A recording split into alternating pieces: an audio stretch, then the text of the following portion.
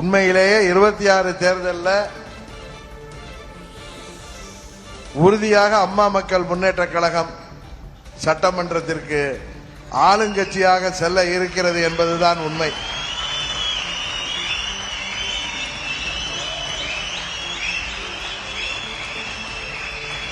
ஆளுங்கட்சியில சட்டமன்ற உறுப்பினர்களாக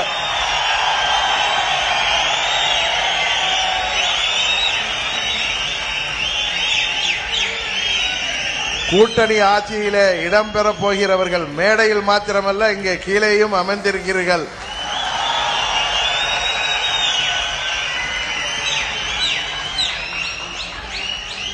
செயற்குழு உறுப்பினர்களாக மாத்திரமல்ல, பொதுக்குழு உறுப்பினர்களாகவும் இங்கே அமர்ந்திருக்கிறீர்கள் என்பதுதான் உண்மை.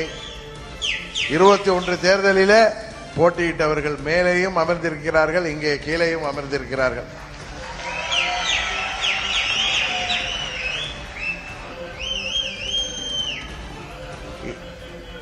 இந்த தேர்தலில் நாம் கை காட்டுபவர் தான் தமிழ்நாட்டின் முதல்வராக வர முடியும் என்பது